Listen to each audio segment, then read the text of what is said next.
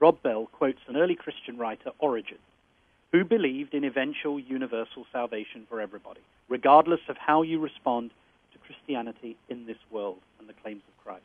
But guess what? There's another early Christian writer called Arius, who taught that Christ was not fully God. Now, every church council up until the 19th century has rejected both individuals' theses, both Origen and Arius. Right. Guess what Rob Bell does? He goes with Origen, and he doesn't mention Arius. And I said to him, why? If you're prepared to be so selective about one and accept one, why don't you accept the other? That would be more consistent. Again, his historical method is open to question. Now, he might say, and come back at me and say, look, as he did in the interview, I'm a pastor. I care about people. I care about helping them, deal with their faith in this life. But I'm asking you, does that mean that the standards of truth-telling are somehow less important when you're pastoring people? If someone's very life and the shape of their life is based on what you're telling them, are you really saying to me that the standards of truth-telling are somehow immaterial? I mean, surely they're more important, aren't they? Certainly. You look at the Apostle Paul in his pastoral letters to both Titus and Timothy, and the emphasis on sound teaching, sound being the base of the Greek word being healthy teaching.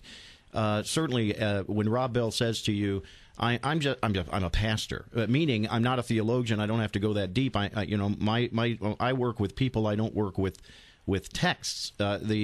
It's an outright denial of the heart of what the man of God is to be. He is to be, first of all, committed to the truth. I watched this interview you do with him, and I get he seems to be a man who desires questions more than answers. Right.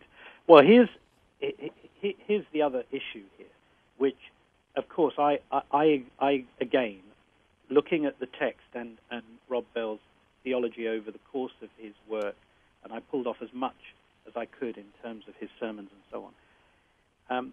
There is a theological issue, I believe, at work here, and it's really a fracture.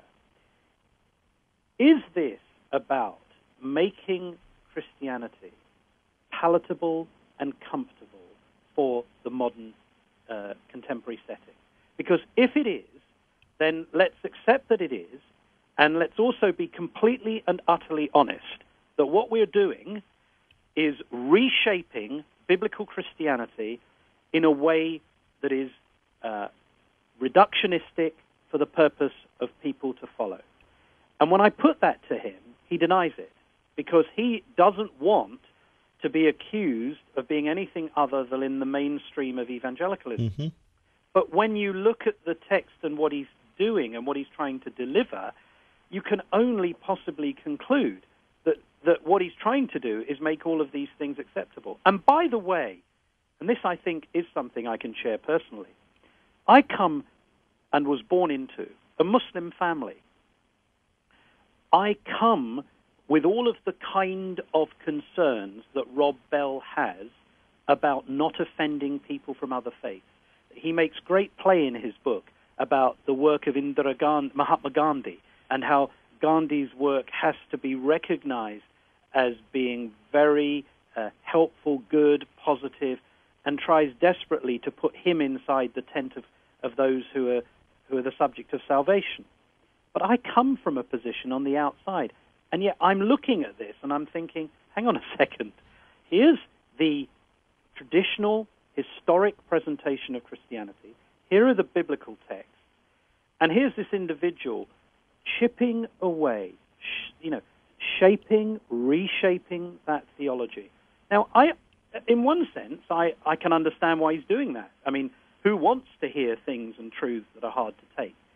But if you go to any culture in any part of the world, Christianity will offend it. If you go to the Middle East and you say Christianity recommends monogamy, they'll say that's great, absolutely, sexual purity. But if you say Christianity also recommends forgiving your enemies, they'll say, what are you talking about? What? I'm not doing that. But if you go to the West and you say, oh, Christianity recommends monogamy, everyone rejects it. I'm not doing that. That's ridiculous. It's old-fashioned. It's obsolete. It's prehistoric.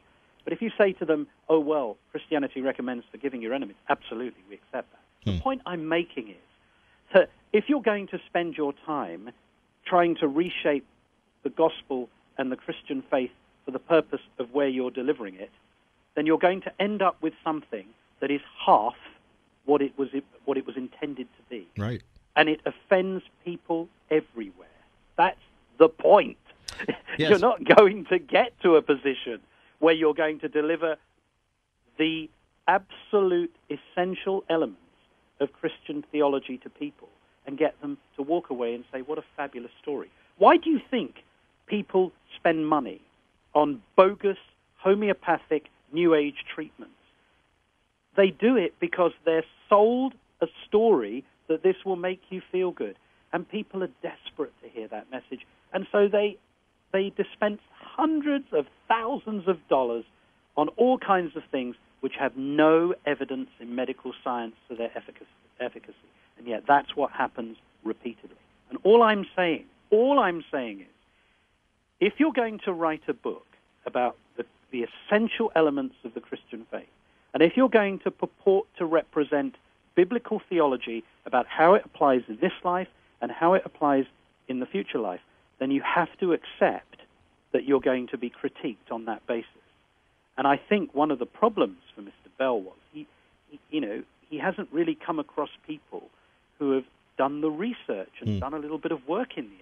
And I'm not a theologian. I'm a journalist. Yes. But at the end of the day, that was what I was trying to do. Well, at the end of your interview, he looked like a deer caught in the headlights, quite honestly. We're talking with Martin Bashir here. He's the host of MSNBC's Martin Bashir program every afternoon, weekday afternoons at 3 p.m. about his interview this past Tuesday of Rob Bell from Mars Hill Church up the street from us here in Grand Rapids. I got the impression, Martin, from the interview that you conducted with Rob Bell, that he almost at one point took on the posture of a witness who did not want to incriminate himself. He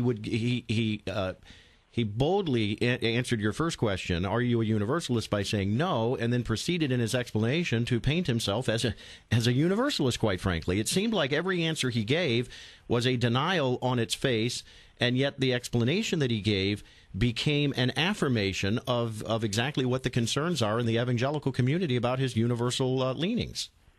It was interesting in terms of asking. One of the things that's been raised on the blogs and has been used to attack me has been that I was repetitive. But the reason I asked him three questions, which were effectively the same question, was because he didn't answer the question. Correct. He didn't answer the essential question. And the essential question that I was putting to him was simply this: do you believe that regardless of how you respond to the Christian faith or the claims of Christ in this life, that it has no bearing whatsoever on your future eternal destiny? That was all I was asking him. And he couldn't answer the question. In the first case, he said, of course it's important, but then he says in his book, God's love melts everything in the end, and that at the end of the day, you can be antagonistic to Christianity, but after you die, God's love will melt your opposition and you'll walk into heaven. Well, again, I'm trying to find any theological justification for that thesis, and I was struggling to do so. And so your observation, I think, is right, that there was a problem in the way he was doing that. Now, one of the other things that emerged as I began to study all of this was that Rob Bell grew up in a fairly restrictive evangelical environment. And I think he admitted in the interview quite candidly that this book is in part a working out or an exorcising of that experience. And I think that's actually really telling, because for many people who have been brought up in, let's say, less than open, less than articulate, less than educated environments, it can feel as though the Christian faith that they've been presented with is not only ignorant and incapable of withstanding questioning, but also oppressive. And I think that in a